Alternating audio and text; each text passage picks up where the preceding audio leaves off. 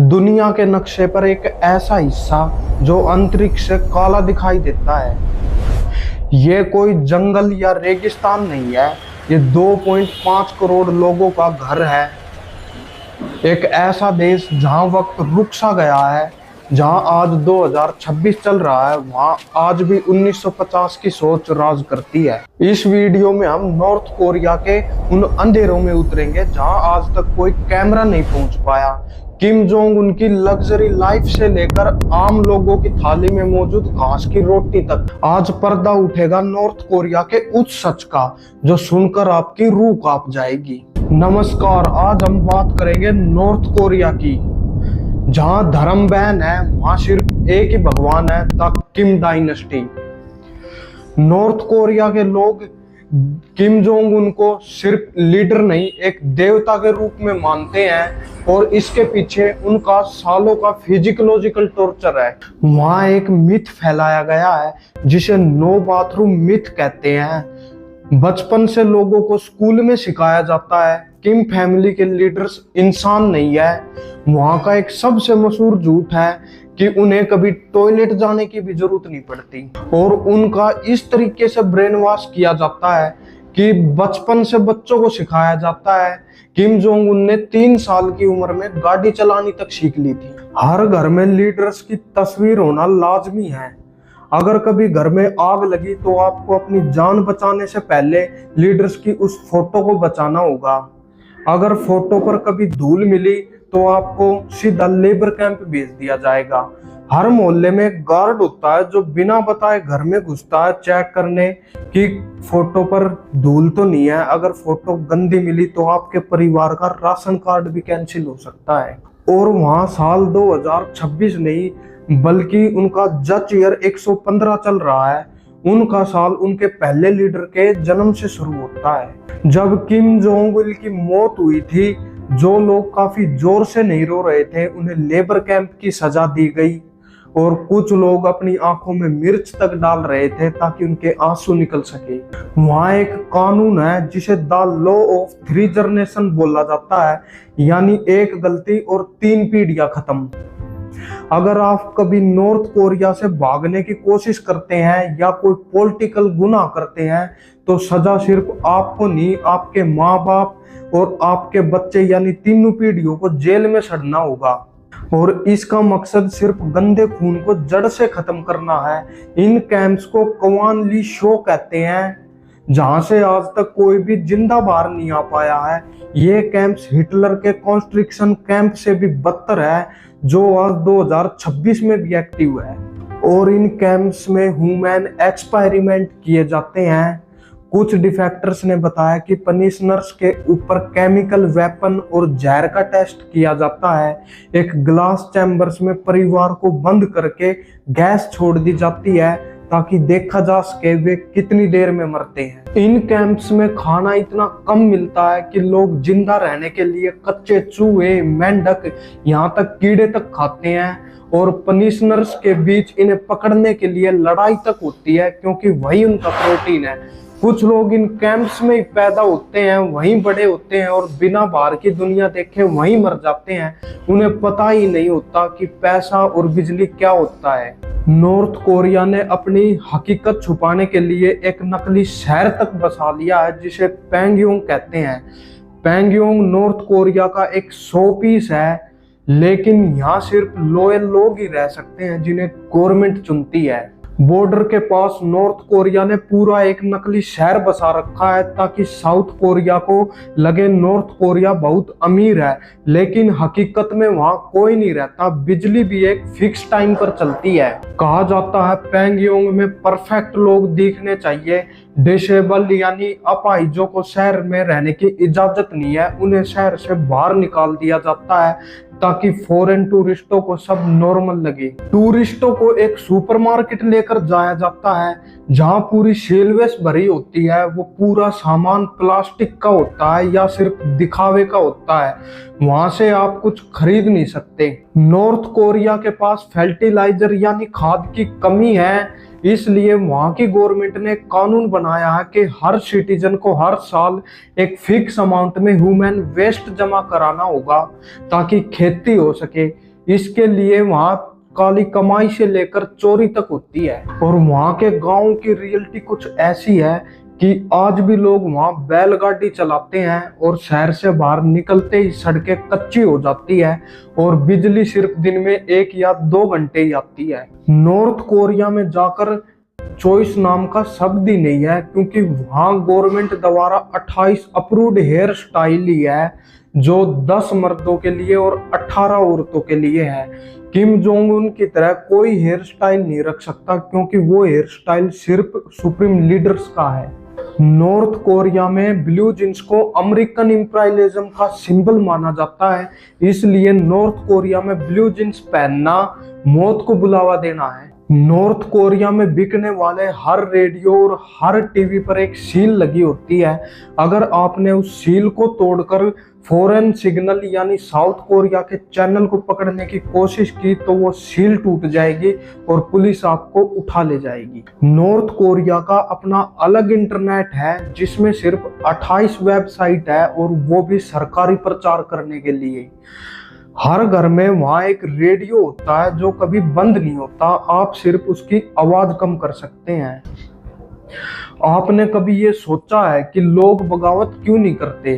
क्योंकि उन्हें पता ही नहीं कि बाहर की दुनिया कैसी है। नॉर्थ कोरिया से हर साल सैकड़ों लोग भागने की कोशिश करते हैं। चाइना का बॉर्डर पार करना यानी मौत से आंख मिलाना है। बॉर्डर पार करते टाइम अगर चाइना ने उन्हें पकड़ लिया तो वह वापस उसे नॉर्थ कोरिया भेज देता है, जहां उसे आतंकवादी बोलकर गोली मार दी जाती है। यहां तक कई औरतों को चाइना में बेच दिया जाता है। उनकी कहानियां सुनकर आपका दिल बैठ जाएगा। नॉर्थ कोरिया से निकलना सिर्फ एक स्कैप नहीं है, वो मौत के मुंह में कूदने जैसा है। नॉर्थ कोरिया और साउथ कोरिया के बीच की बॉर्डर दुनिया की सबसे सिक्योर जगह है, जहां परिंदा भी नहीं पर मार सकता। इसलिए भागने वालों के पास अब सिर्फ एक ही रास्ता बचा है, द टूमैन रिवर फ्रीज क्रॉसिंग। सर्दियों में जब ये नदी बर्फ से जम जाती है तब लोग चलकर चाइना की तरफ भागते हैं, लेकिन डर सिर्फ ठंड का नहीं होता, बॉर्डर गार्ड्स को सूट का ऑर्डर मिला होता है। इसलिए माएं अपने बच्चे के मुंह को दबाए रखती हैं ताकि रोने की आवाज बाहर ना आए, लेकिन कई बार बच्चे दम घुटने से वहीं दम तोड़ देते हैं। सिर्फ चाइना पहुंचना मंजिल नहीं है, चाइना नॉर्थ कोरिया का दोस्त है, इसलिए वो डिफेक्टर को रेफ्यूजी नहीं मानता है बल्कि इलीगल इमिग्रेंट्स मानता है।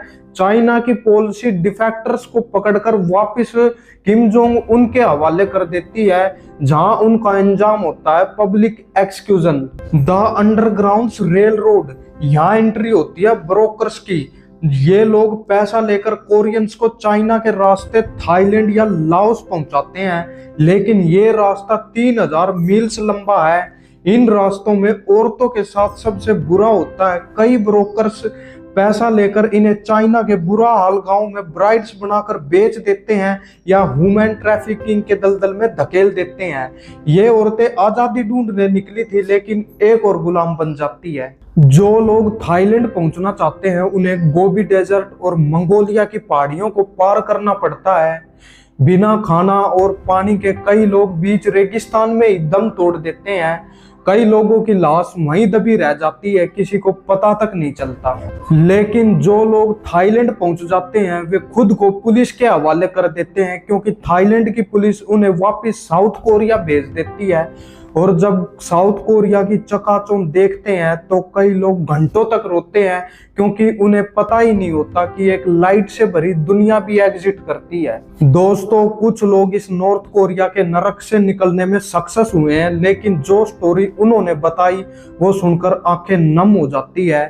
एक 13 साल की योमनी पार्क नाम की लड़की अपनी माँ के साथ भागने में सक्सेस हुई थी, लेकिन उन्होंने बताया कि उन्हें बचपन से सिखाया गया था कि उनके ग्रेट लीडर उनकी दिमाग के बातें भी पढ़ सकते हैं। जब वो चाइना की तरफ भाग रही थी तो उन्हें लगा ये आसमान में चमकने वाले सितारे किम जोंग उन की आंखें हैं जो उन्हें देख रही है।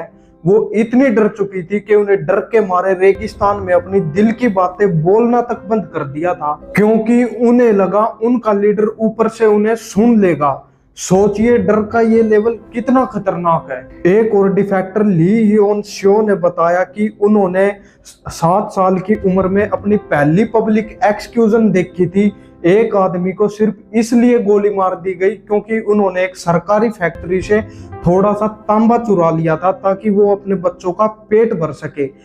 लेकिन उनके लिए ये सब एक नॉर्मल था क्योंकि उन्हें लगता था पूरी दुनिया में ऐसा ही होता है। जब वो चाइना पहुंची और उन्होंने पहली बार एक स्ट्रीट लाइट देखी तो वो घंटों रोती रही क्योंकि उन्हें लगा ये कोई जादू है। उनके देश में तो सूरज ढलते ही मौत जैसा सन्नाटा होता था। जब डिफेक्टर्स पहली बार साउथ कोरिया पहुंचते हैं तो उन्हें 3 महीने तक एक स्पेशल सेंटर में रखा जाता है जहां उन्हें सिखाया जाता है कि इंटरनेट क्या होता है, बैंक अकाउंट कैसे खोलते हैं और पिज्जा कैसे खाते हैं, क्योंकि उनके लिए ये सिर्फ एक एलियन की दुनिया जैसा है। दोस्तों एक बार सोचो, एक तरफ देश के पास हवासोंग 17 जैसी न्यूक्लियर मिसाइलें हैं, दूसरी तरफ 40% से ज्यादा लोग कुपोषण का शिकार है और पूरी दुनिया से कटने के बाद भी किम जोंग उन अमीर कैसे हैं। इसका सीक्रेट्स है रूम 39।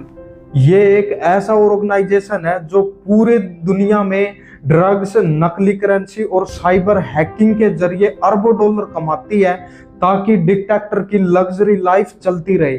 नॉर्थ कोरिया दुनिया की सबसे परफेक्ट $100 की नकली करेंसी छापता है जिन्हें सुपर नोट्स बोला जाता है।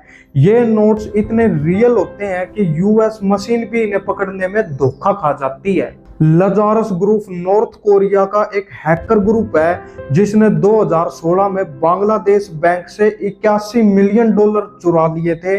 यह देश एक हैकर्स की फौज पालता है जो क्रिप्टो चुराते हैं। नॉर्थ कोरिया की सरकारी फैक्ट्री में ड्रग बनती है जिन्हें ग्लोबल मार्केट में बेचा जाता है ताकि डिक्टेटर के लिए महंगी शराब और लग्जरी गाड़ियां आ सके।